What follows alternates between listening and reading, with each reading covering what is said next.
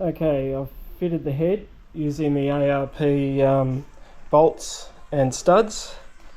It's interesting that, which I like actually, the UNC at the where they go into the block and UNF at the head end. The bolts are UNC. Yeah, so now what I'm going to do is I've rolled the engine over about 45 degrees so pistons are down out of the way. I'm going to put the race cam shaft in and then check all the clearances, roll the engine up, put it at top dead center number 1 and roll it over and make sure I've got clearances at this tightened all down. Probably should have done that before, but I didn't have the block to put it on, did I? What I'm going to do now is, this is out of the Moss Performance Manual.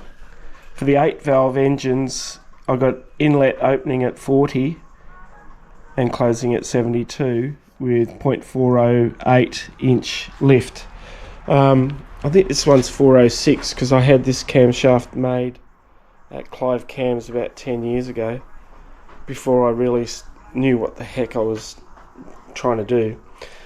So when the inlet and inlet valves are opening at whatever the book said, 40 degrees, I printed off the degree, like my own sort of degree wheel. I'm going to put some wire out to 0 and then I can turn the motor engine over with a dial indicator on the valve bucket, and then when that starts to move I can then record at how many degrees.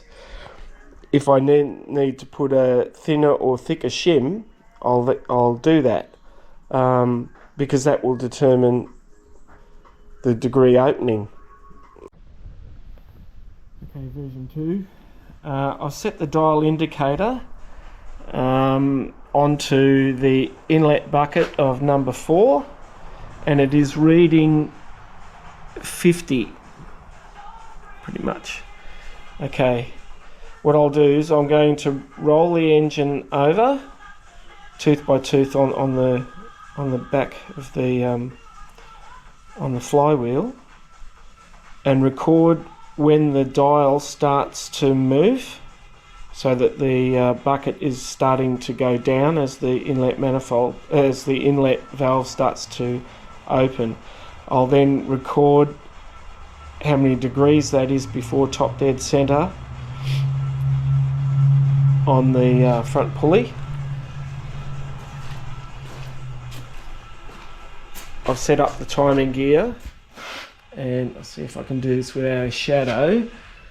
That bit of MIG wire is set at 0 at top dead center,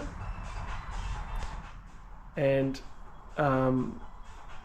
we're now at 60 degrees, roughly 60 degrees before top dead center. It should be around about 40 that I measured just a moment ago, but I want to replicate it, and I want to count how many turns of the dial indicator. Each turn is 1 millimeter, and it'll be interesting. I want to see when I turn that from 60, it's going to go clockwise to the 0. So, and when it gets to that should be top dead center, and I'll measure how many turns and the numbers on that dial indicator. See how. What I'm going to be doing is I'm going to, you might not be able to see it, I'm going to slowly lever the it's just going to start to open as soon as I move that. I've recorded that it's 3, and I'm going to count how many ones I need.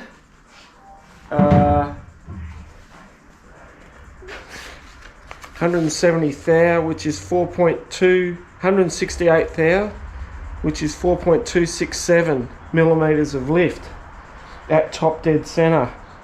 So I'll rotate the engine around to top dead center, count how many, and so there'll be four revolutions of that dial, and then 267, so I should read 4270. So yeah, you can see how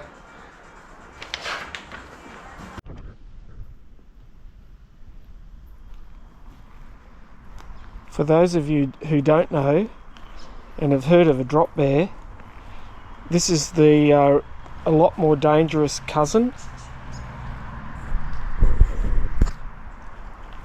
I'm going to stand back.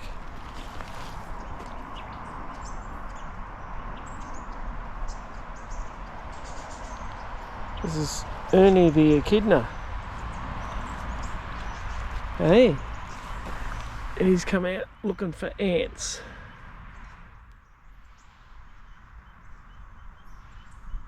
And if you didn't know, they're a monotreme, like a platypus. Egg-laying mammal, only two of them. Oh, yeah. Anyway, egg-laying monotremes. There you go, like a drop bear, but more dangerous. Okay, I did all the numbers, and I need 73, 72, and 43s. That's all really good.